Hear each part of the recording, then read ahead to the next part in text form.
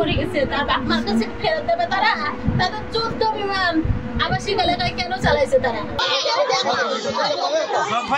রাজধানীতে ঘটে যাওয়া মাইলস্টোন ট্র্যাজেডিতে আহত হয়ে শেষ পর্যন্ত না ফেরার দেশে পাড়ি জমিয়েছে অষ্টম শ্রেণীর শিক্ষার্থী মাহিয়া তাসনিম। মাত্র ১৩ বছর বয়সেই জীবন থেমে যায় এই কিশোরীর। আজ সকালে মেহেরপুরের মুজিবনগরে তার দাফন সম্পন্ন হয়েছে। অকালপ্রয়াত মাহিয়ার মৃত্যুতে কোরালগাছি ও জয়পুর গ্রাম জুড়ে নেমে এসেছে শোকের ছায়া। আমার মেয়েকে কি ফেরত পাবো আমি? আমার মেয়েকে সেটা হতে পারবে? এখন আমার আসার কথা বলি কি হবে? কি হবে? ফেরত দেবে কেউ? ওই যে সৈনিকদের যে বিমান পড়েছে তারা আমার মেয়েকে ফেরত দেবে? আমার মেয়েকে কেন? হাজার হাজার যে বাচ্চারা মরে গেছে তার বাপ মার কাছে ফেরত দেবে তারা? তাদের যুদ্ধ বিমান আবাসিক এলাকায় কেন চালাইছে তারা? তারা জানে না ৬০ বছরের আবাসিক পুরনো যুদ্ধ বিমান কেন চালাইছে? তারা আবাসিকে কেন চালাইছে? সেখানে স্কুল কলেজ তারা কেন চালাইছে? হ্যাঁ, তারা জঙ্গলে যেতে পারেনি, সমুদ্রে যেতে পারেনি, তারা আবাসিকে চালাতে গেছে কেন? তারা আমার মেয়েদের ফেরত দেবে? আর যে বাচ্চারা মারা গেছে তাদের বাচ্চার কাছে কি তারা ফেরত দেবে? আশা জানি কি হবে ভাই?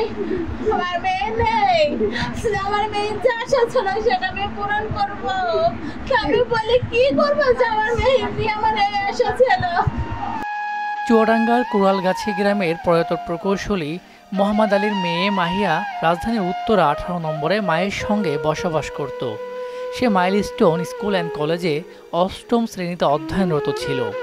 রাজধানীতে ঘটে যাওয়া মাইলস্টোন ট্র্যাজেডিতে গুরুতর দগ্ধ হয় মাহিয়া। পরিবারের সদস্যরা জানান তার শরীরের প্রায় ৫০% পুড়ে গিয়েছিল। তাকে জাতীয় বার্ন ও প্লাস্টিক সার্জারি ইনস্টিটিউটে ভর্তি করা হয়। টানা কয়েকদিন মৃত্যুর সঙ্গে লড়াই করে বৃহস্পতিবার বিকেলে চিকিৎসাধীন অবস্থায় তার মৃত্যু হয়। এদিকে মৃত্যুর পর রাতে তার মরদেহ নেওয়া হয় চুয়াডাঙ্গা জেলার কোরালগাছি গ্রামের নিজ বাড়িতে। পরে শুক্রবার সকালে দাফনের উদ্দেশ্যে নেওয়া হয় মেহেরপুরের মুজিবনগরের জয়পুর গ্রামে, যেখানে তার নানা বাড়ি অবস্থিত। সেখানে কান্নায় ভেঙে পড়েন আত্মীয় স্বজন, প্রতিবেশী ও সহপাঠীরা। গত 20শে জুলাই আপনার প্লেন অ্যাক্সিডেন্টে দগ্ধ হয় এবং সে হাসপাতালে থেকে মৃত্যুবরণ করে। সে আমার মাহিয়া, সে ক্লাস 8-এ পড়তো। সে দুঃখ কষ্ট এখন আমাদেরই বলতে হবে। তাছাড়া কি আমার মেয়ের বড় আশা যে আমার স্বামী চলে গেছে, আমার মেয়েরা মানুষ হবে, সে মানুষের মতো মানুষ হবে, কিন্তু সেটা যদি ছিল শিক্ষক ওই যে আসারা দেখেন না ওইরা এই বেশিরভাগইতে অষ্টম শ্রেণী যারা অষ্টম শ্রেণীর ছাত্রদের বেশি ক্ষতিগ্রস্ত হয়। ওই জায়গাটায় ওই জায়গাটাই বেশি ক্ষতি হয়েছে। অষ্টম শ্রেণীর জায়গাটাই সবথেকে বেশি ক্ষতিগ্রস্ত। সেরকম একটা ব্রিলিয়ান্ট স্টুডেন্ট আজকে আমাদের মাঝ থেকে হারিয়ে গেল। আমাদের ফ্যামিলি খুবই মর্মাহত, শোকাহত। এরকম একটা আমরা ভাগ্নে আমাদের মাঝ থেকে হারালাম। আমাদের দেখেছি, কিন্তু এইরকম কোমলমতি শিশু প্রাণ অঝরে ঝরে যায় এইভাবে আমরা দেখিনি। আমার বোনের মেয়ের নাম শেখ ইনায়েতা। তো আমরা শুরুর দিকে যে 14 নম্বর বেড়েছিল আমার মাহিয়া, তো আমরা যে প্রথমে চিনতে পারিনি, কারণ অবস্থাটা এরকমই খারাপ ছিল। তো আমরা শেষ পর্যন্ত আইডেন্টিফাই করে ওখান থেকে চলে এসেছিলাম যে এটাই আমাদের মেয়ে। এখান থেকে আসার পরে তো এইভাবে 1, 2, 3 দিন চলে গেল। এর ভিতরে ওর সহপাঠী যারা ছিল, অন্য সঙ্গী যারা ছিল, তাদের মৃত্যুর কথা আমরা শুনেছি। বাট আমরা ধৈর্য ধরেছিলাম যে যেহেতু 72 ঘন্টা সার্ভাইভ করে গেছে, হয়তো আমরা তাকে ফিরে পাবো।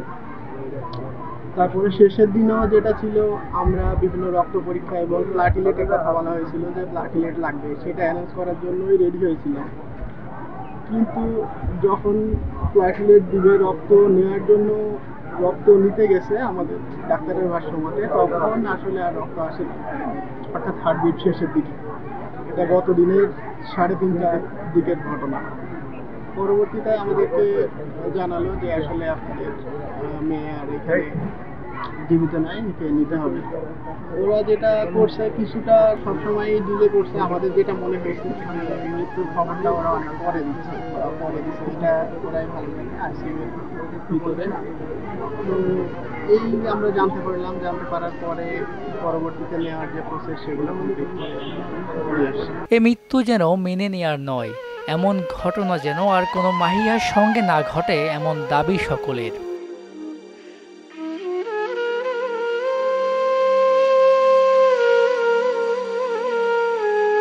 মিসবাহ রহমান, মোহনা ডিজিটাল।